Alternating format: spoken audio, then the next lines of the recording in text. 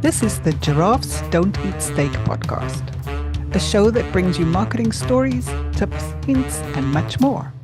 A treat for those who want to succeed in business or marketers who just want to learn. Hello, Alex. Hello, how are you doing? I am good. How are you? Very well, thank you. Very well.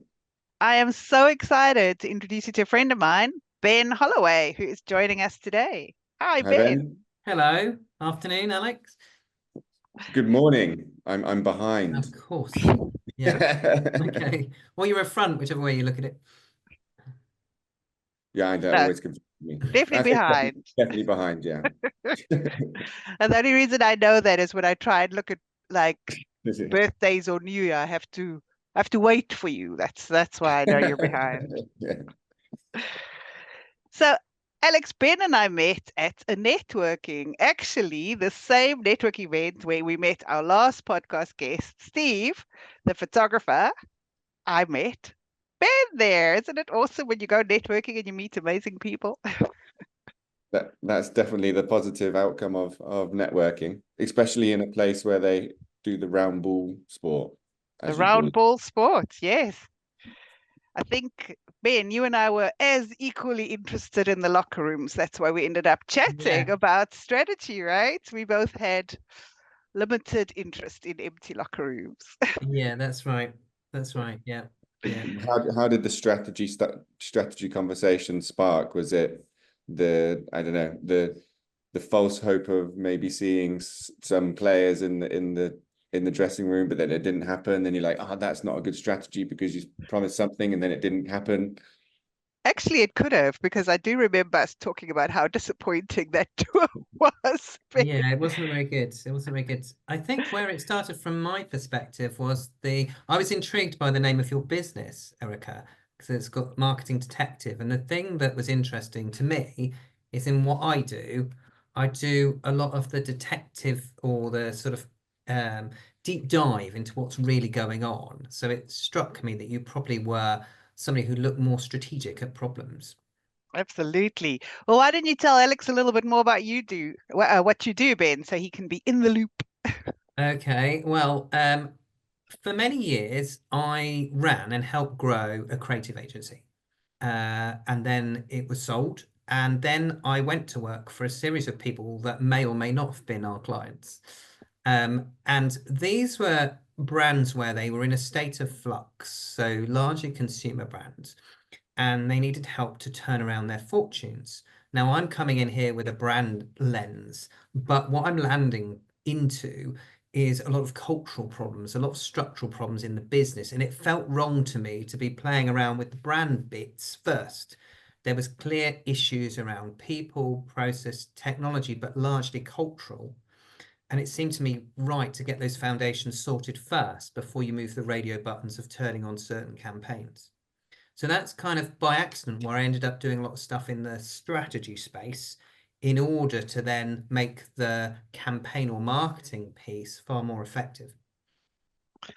And it just so happened, Alex, it would just be when we met, it was just after you and I had done the campaign where we launched a new brand within the business, but culturally and operationally, they hadn't changed at all. Everyone was still doing the same roles. And actually, that new brand didn't get legs. If you remember, it was struggling because unless you have support structures behind a new product or a new service, you can stick all the marketing you want on it, but it wasn't going to work. And so Ben and I had a long chat about actually that synergy between we were tasked to change the marketing strategy, which we did. We found a niche, which was a large value client. We created a new sub brand. We did all the work for that, but then nothing was there to support it, right? Yeah, I mean that makes a huge impact on what we do from a marketing point of view. But I've seen it across many different businesses that I've worked in. And even when it just comes from any kind of transformation in the business, whether it's going from, let's say, like more of an analog approach to a more digital approach, if the mindset and the people within the business do not change as well, then that digital transformation doesn't work either. I'll take an easy example of a call center going from manually calling people to having digitally inbound leads. inbound and digitally fulfilled leads and sales. That's very hard to handle for the analog side of the call center unless they have the mentality transformation as well, not just the physical transformation within the business. Yeah. And you were talking about examples, Ben, where you had done your bit, but then the marketing strategy hadn't changed, right? And they were still using the old marketing No, strategy. but I think where the skill that you and Alex have in spades that brings a lot of value into the business is when you look at marketing as also an internal facing function, because Yeah. the marketing sphere of the business, almost like the outer skin of it, is very much exposed to the consumer. And that insight and intelligence is really powerful when you bring it into the different teams within the business, when you make them think and change what they do, gold around what the customer wants. So it's really powerful. So I see the marketing skills and facets and capabilities a really good lens into the business to help the business grow, not just with sales and positioning, but also ways of working. So that's why I was curious about how you worked. Yeah. So what would be like one of your top, if you had to describe your ideal client, let's go back to ideal client, what would that look like for you, Ben? What kind of problem do they have that you help solve? There's generally, I think, 3 or 4 key issues. There are ones around growth. So it's doing the same thing time and time again, but why is the ground not moving? Why are we not gaining more revenue? There is usually also the argument about a lack of productivity or togetherness, a cultural issue in the business. There is usually also issues to do with technology and how are we harnessing it and how's it working. And it's usually lots of misfiring bits around the organization. And generally, it's also being envious of looking over the fence next door and they've got a nicer garden, which I call competitor envy. Is how do we emulate more the businesses we strive to be like? They're generally the areas of focus. And so I guess the biggest challenge is people, not necessarily the strategy, the technology, the logistics of it. It's the people management side of it. Yeah, absolutely. I mean, 90% of what I've done, time and resource, has been moving the culture, then delivering the campaigns or changing ways of working has been 10%. So absolutely, it's taking the people with you. What's the difficulty with people generally, would you say? I would say the difficulty is fear of change. I mean, traditionally, how people see change, generally speaking, is either they've got a bad experience where it wasn't planned before, Yeah. or they see today I'm in the foothills of the Himalayas and tomorrow I've got to be at the peak. And the reality is, sustainable change that actually works and delivers is best done in a series of what you would call, I guess, base camps. So you never really go up Everest overnight. There's generally an established process of, I think, of 6 base camps from the valley to the peak. And it's really taking those things and working them into little incremental pieces of change. So not tackling all at once. And I it's like that. mindsets that I've got to do it tomorrow differently. I I really also like love the that. analogy of let's go base camp by base camp. And I guess as well, there's an element of, well, there must be a huge element of education around trying to re-educate around the value of the change. Because I imagine lots of people are working in such a way and they see the value that they're providing and the value that they're getting. And let's talk about a digital transformation, for example. When it's the fear of change and losing their job or not being able to provide as much value. I guess it's also, I mean, I guess some people would lose their job in some cases, but for those that are staying, there is an education side around value. Does that come into any of your experience at all, or? I think digital transformation has the opportunity to bring efficiency to a business, but it doesn't necessarily have to change the resource base of the business, the people. It's all down to mindset. So those businesses I prefer working with are the ones where if they bring in efficiencies, they then look with the existing staff they have to redeploy them and use their skills in a different way. They're often the ones that are better to face change. And those businesses, particularly that fear AI, for example, and they might bring in changes to the way they do business, will look at how you can get your remaining people working smarter. Yeah. It's not necessarily a displacement, it's more a re-engineering of the fabric of what people do. That's a really important message, I think. I think it's very important. And one of the things I've struggled with for all my years of working actually is internal communication. How much to share and how much not to share when you are facing a big, whether it's a reorganization or a structural change, etc. What are your thoughts? So I've been on all sides. I've been on the side of share everything. And what I've seen is some people just panic and you end up having, in some cases, mass exodus, right? They're too scared of the unknown and just you get like mass exodus, which may have been the plan actually, if I look in hindsight. Versus the other side of the coin where very little is shared until the point where it actually impacts the individual. And then that specific change is shared, but the entire strategy is not shared. It's only how it affects you as an individual and what's going to happen. And for me, there's pros and cons for either. What are your thoughts on the level of internal communication? I would say that it doesn't cost to communicate well, but communicating badly can cost you a fortune. Absolutely. I think what I've experienced, traditional team structures can be very divorced from their neighboring teams in the same business. And a change program is a great opportunity to get people working together. So I've worked in several organizations where what we've done is do a wider presentation on why change is coming, what it means and what it doesn't mean. So debunk common myths before you get started. But one of the things that a change program can do is break down traditional silos, and that internal communication message can be really powerful because you can talk, if you've done it before like I have or you have, you can talk from experience of what worked best before, and some of the positives can be part of your initial rollout of the program that you're doing. I think if you can catalyze people around a particular thing or a change event, getting people from different teams is a great opportunity to build connections, break down traditional silos. And one of the unintended consequences you can often see is it does spiral and create even further change itself. So having turned the tap on, you sometimes have to manage the flow, but that's a nice problem to have.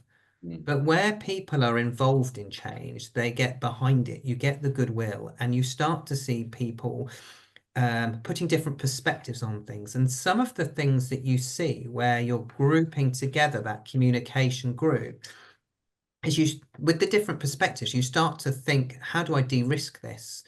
So, for example, I was working on a project about bringing a service online that was very heavily paper-based. One of the things that the finance team said by joining that conversation as part of that communication was, well, if we bring it online, we need to change the way we work with our bank. Now, that was a very simple thing, but they were very anti joining that group. But they, within a few minutes, had solved a big problem that otherwise would have not been known to others.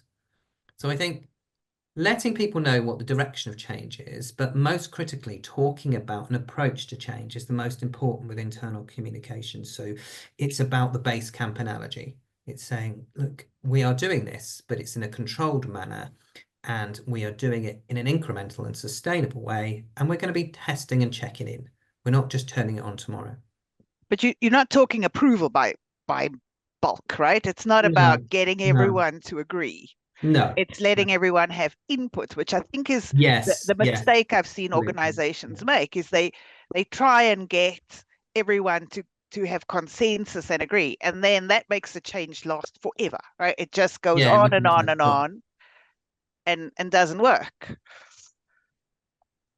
Yeah, Yeah, I think some of the examples I've seen, I think I kind of agreeing with what you're saying there, Erica. It's like the mass communication that the change is coming, but the communication of the value that is bringing to everybody and the business, and then the individual instructions coming down, come on in like in a more individual way rather than as a mass level. But then the trying to get approval from everyone, that's just got disaster written all over it from my experience. I mean, if I can say, I think one of the things that helps when you're communicating about change is telling people what the future looks like rather than letting them guess or make, Yeah. wrong assumptions. Take some of the unknown away from that. Now that's a good point. Very good point. It's always about value, isn't it? It's like when we're ever doing our any kind of communication we're doing, you got to understand who you're speaking to and what is the value that the thing you're talking about gives the person you're talking to. And it doesn't matter if it's a high street product or a change in the business. It's the same concept, isn't it? Yeah. It is. And if I can give an example, I was working with a large recruitment company with regards to delivering new values into their organization. What made the biggest difference with the change that was bringing was to work in communication with staff members and actually document what does that actually look like in this new culture and value-driven organization in, say, a year's time. What will be the things I will be expected to live and breathe, and what things should I challenge? It was making it more tangible that really helped. Yeah, that makes sense. And it's such an interesting one because in understanding the consumer, the one thing that I'm quite adamant about is we still need to be fluid because the consumer is changing. So I've worked with organizations where, let's take direct mail as an example. Direct mail works, right? It works. This is what happens. They open it. But when the consumer changes, the business didn't change and really was stuck to no, but direct mail has worked for us. Let's stick to direct mail and not, but hold on, but your audience is going digital, your audience is going online. And it was quite a difficult transition, I think, because everyone was stuck in what worked. It's almost a case of if it had failed, it would have been easier to get them to change. But because it was still successful, and the problem is a lot of businesses only look for change when there's a problem. And actually, what I think is we should be watching our consumer, our end client all the time so that we're preempting. We shouldn't wait until there's a dip in profit or we lose sales before we change. We should try and be ahead of the game and go, oh, look how they're changing. How do we adjust? And we saw that in COVID, didn't we? We saw businesses that had already gone online, that are already making the transition. When COVID hit and we were all stuck, those are the businesses that survived because it was easier to switch off the stores and move everything fully online. And the businesses that closed down were the ones that hadn't made any plans. And then it's too hard to start from zero when you're in a crisis, right? And so they'd made no plans. And actually, we all knew digital was coming before COVID hit, right? It wasn't a surprise. But so businesses that failed were the ones that actually hadn't taken that into account. Yeah. Do you agree, Ben? Yeah, I think, you don't hopefully wait for it to rain to buy an umbrella. It rains, so you might need one. I think customer insight and looking at it through their lens should be an always on activity. Yeah, always on. So I feel like it's important just sort of for budgeting, for example, for a year, is having like an R&D or testing section to your business, something that you can use to try and test new grounds as you're going along, right? Because you got your kind of BAU stuff, which works. In your example you gave, Erica, direct mail, but let's try other stuff. Let's make sure that we're making sure we're not keeping our eyes closed to other opportunities. And like one of the changes I've been seeing lately, which is an interesting change to me, is the move back to cash. Hmm. So for a long time, for example, there was a whole move away from cash. People were moving on to cards and then onto our phones and now our watches. We're paying all sorts of ways. But there's a move from this younger generation back to cash. And when I've done some research into it, it's because we don't want to be tracked. I bought a crab the other day in the market, and I asked the guy if he took card, and he said no. He says, I don't want the tax man to find me. Those were his words. So I had to go find an ATM and draw cash so I could buy my crab. But it was really interesting. But again, businesses that have gone fully digital, for example, how does that work now? What is that phase? And I'm not sure anyone is thinking about that yet. I mean, that's like the just keeping your ear to the ground, understanding trends and political challenges. For example, I didn't like Greece. Let's talk Yeah. about Greece, for example. We moved in when we were working in Greece. We moved with one model, but then we realized, actually a lot of people don't trust banks. Yeah. And that could be happening for your example you're giving just now, Erica. People are going through a period of bit of hardship in terms of, we're paying quite a lot of taxes, salaries aren't matching inflation, for example. So people are thinking, I'm not going to pay my 20-30% tax or whatever it is. I'm going to put that in underneath my mattress, And I mean, it doesn't all have to be tax evasion. It could just be a case of, if you telling us earlier that you bought a t-shirt at Next. If you buy something at Next with a card, if you take that same t-shirt, no slip anything, back to Next, they scan it. They can tell you exactly what day you bought it. They'll tell you what bank account you paid it with. Like literally, everything we do is being tracked, right? Like it's everything. And there's this generation coming out saying, I don't want people to know that I bought a t-shirt at Next on Saturday at 5 o'clock. I'm not interested in people knowing that about me. Yeah. Those people would not enjoy it here in Colombia. In Colombia, you have to give your ID number for everything. So Really? whatever you're buying, if you go on a trip or anything, even in the supermarket, they ask you for your national ID card. Wow. No. Okay. So that's not a place for those people. Why is that, Alex? I think it is a tracking thing to understand your tax, your spending, what your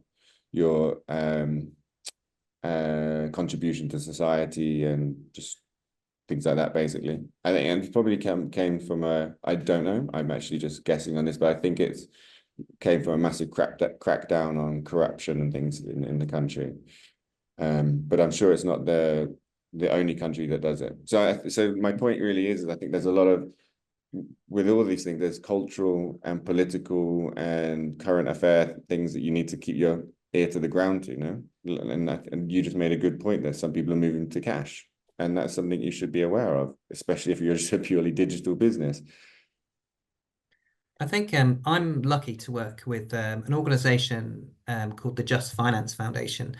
And what they do, they're a charity. What they do is they're trying to infuse into schools, particularly primary age children, age 4 to 11, the value of money and getting them to budget and helping them understand that a swipe on a card still equals that amount of money coming out their bank account.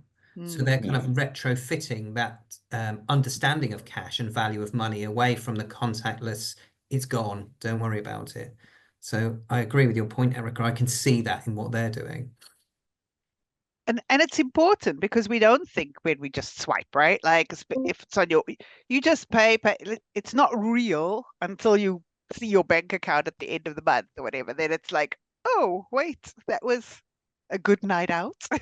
Yeah. Yeah, it's interesting.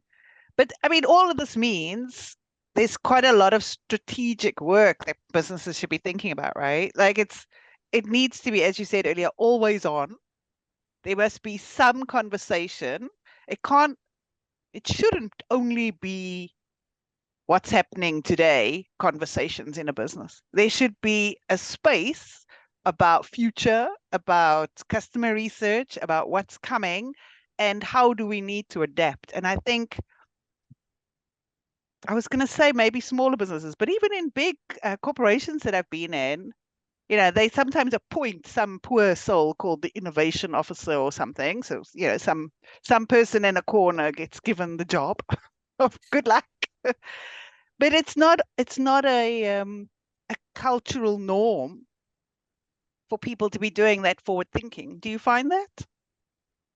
I mean, I encourage clients to have boot camps, you know, once a year, if they're open to it, getting staff to work together on a particular problem, or how do we make this better, or how do we do that?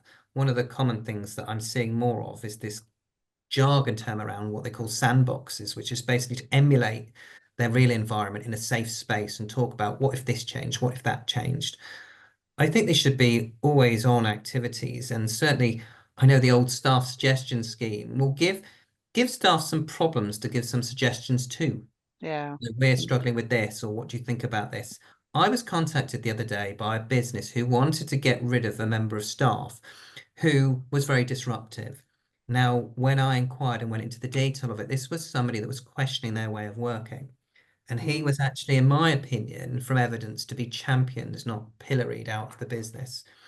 And things like that should be more the norm. Now, in this case, the Yeah. business chose to potentially get rid of the individual because it was a cheaper outcome than changing the culture of their whole company.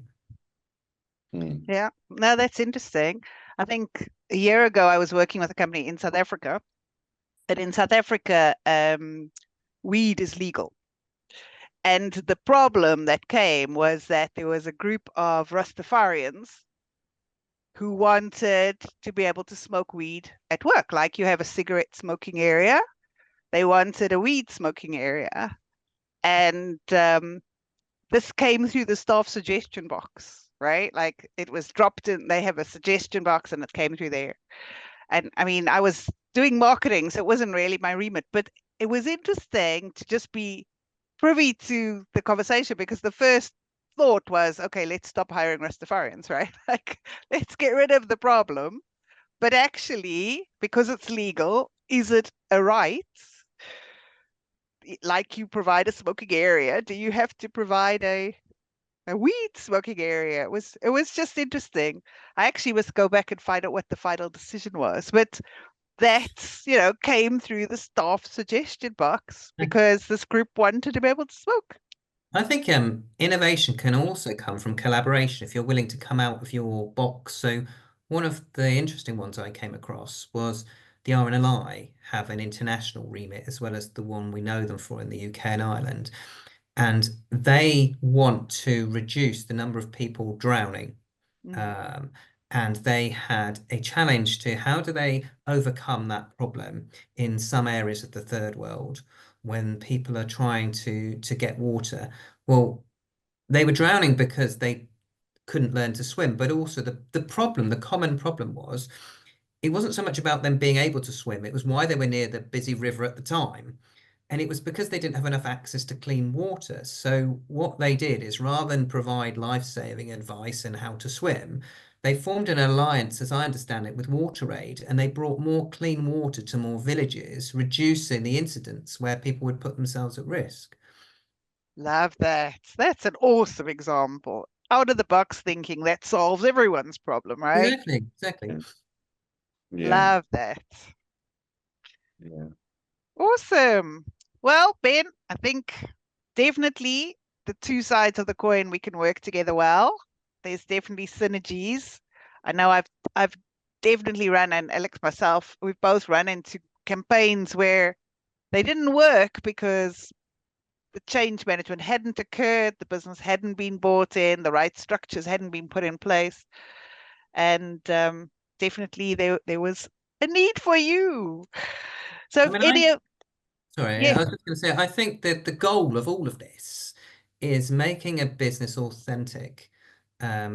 If you can align the values throughout the organization that the customer can discernibly validate, so they can yeah. see on Glassdoor, they can see on Trustpilot, they can look on social, they can read news articles, that the business is good throughout, not just the sales and marketing.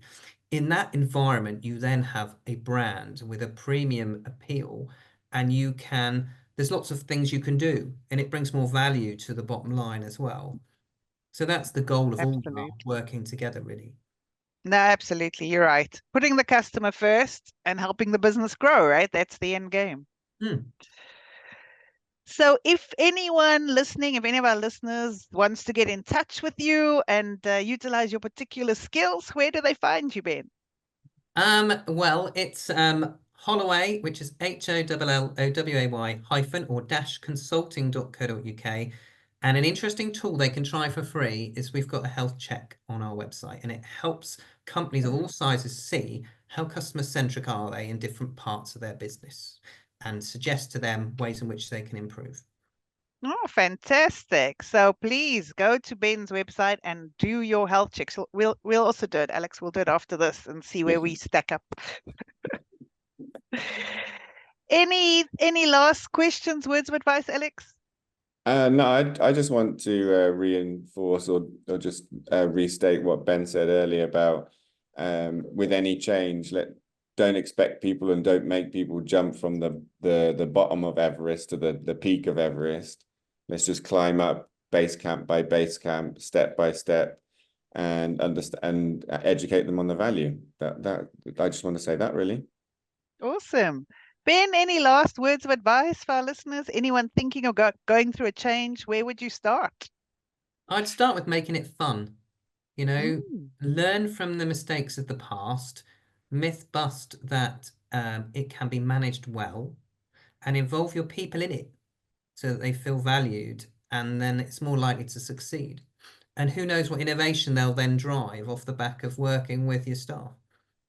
Oh, I love that. Actually, that's made me think of one of my favorite projects when I was a marketing project manager, which is many lifetimes ago. But I don't know how this happened, but I was the project manager for a new building. And what we did, because we knew people didn't want to move to the new spot, they were worried about transport. There was all these fears.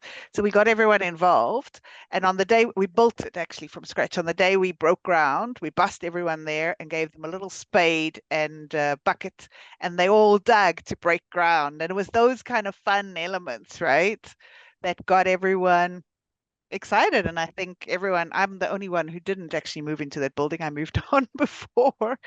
But a lot of people are still there today. It was fun, right? Even choosing the chairs. We brought in a whole lot of chairs into the auditorium and just got everyone to come in and sit on different chairs and then vote for their favorite. So that the favorite chair got the office votes. It was just involving people, and it was different and fun. So I think you're 100% right. There's a way to ease people's fears and make it enjoyable. And I would also say no change was ever successful by putting it on a screensaver. Embed it in your people. Love that. Or on a wall, right? Values on a wall. Indeed, yeah. Bring it to life. Oh, fantastic. Well, Ben, it's been really, really awesome chatting to you. We definitely need a better, longer catch up. So let's book that in soon. Alex, as usual, it's been fun. Thank you. Cheers, Ben. Thanks, everyone. Talk soon. Bye-bye. That wraps up this episode of Giraffes Don't Eat Steak.